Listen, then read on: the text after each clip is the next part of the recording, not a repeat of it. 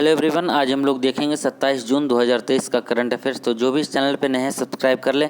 आगे बढ़ते हैं हम लोग। पहला प्रश्न है हमारा आज का, हाल ही में पीएम मोदी को ऑर्डर ऑफ द नाइल से किस देश के द्वारा सम्मानित किया गया है? तो ये सम्मान है जो प्रधानमंत्री मोदी को ऑर्डर ऑफ द नाइल सम्मान मिस्र के द्वारा दिया गया है। तो ऑर्डर ऑफ द नाइल सम्मान से सम्मानित किया गया प्रधानमंत्री मोदी को मिस्र के राष्ट्रपति अब्दुल फतेह अल सीसी के द्वारा। तो एक बार हम लोग इजिप्ट के बारे में देख लेंगे जिसे मिस्र बोला जाता है। तो मिस्र की जो राजधानी है काहिरा है और यहाँ की करेंसी है जो इजिप्शियन पाउंड है और यहाँ के राष्ट्रपति हैं अब्दुल फतेह अल सीसी और यहाँ के प्रधानमंत्री हैं जो मुस्तफ़ा मदबौली हैं।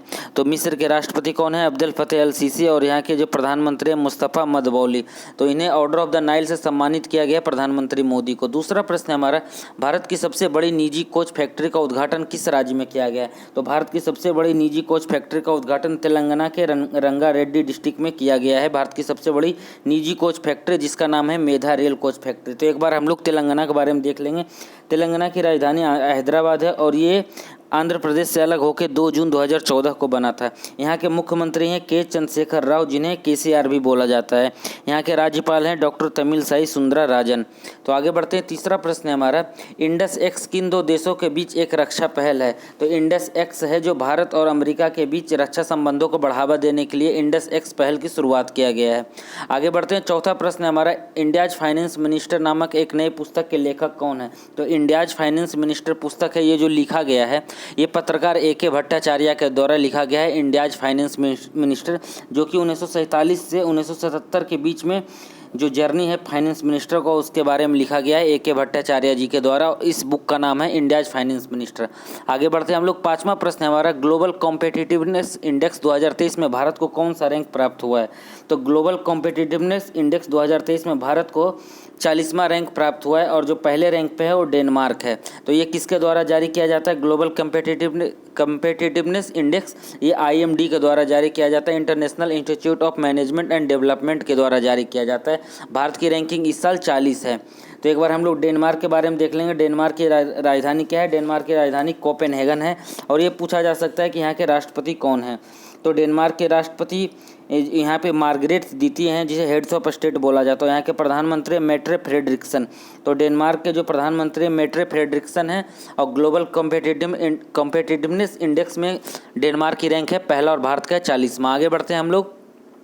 हाल ही में NHAI के द्वारा national highway authority of India के द्वारा कौन सा प्लेटफॉर्म का शुरुआत किया गया? तो नॉलेज शेयरिंग प्लेटफॉर्म का शुरुआत किया गया है NHAI के द्वारा। NHAI के बारे में देखते हैं। इसके चेयरमैन हैं संतोष कुमार यादव और NHAI के द्वारा जो प्लेटफॉर्म शुरू किया गया है उस प्लेटफॉर्म का नाम है नॉलेज शेयरिंग प्लेटफॉर्म।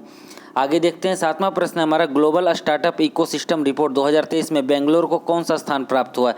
तो ग्लोबल स्टार्टअप इकोसिस्टम में बेंगलुरु को 20वां स्थान प्राप्त हुआ और जो पहला स्थान प्राप्त हुआ सिलिकॉन वैली को प्राप्त हुआ है और ये जो रैंकिंग जारी किया जाता है वो स्टार्टअप जीनोम के द्वारा जारी किया जाता है। तो ये पूछा जा सकता है कि ग्लोबल स्टार्टअप इकोसिस्टम रिपोर्ट 2023 में बेंगलुरु को कौन सा स्थान प्राप्त हुआ? तो बेंगलुरु को 20वां स्थान प्राप्त हुआ और पहला है जो सिलिकॉन वैली जो कि सिलिकॉन वैली USA कैलिफोर्निया में है।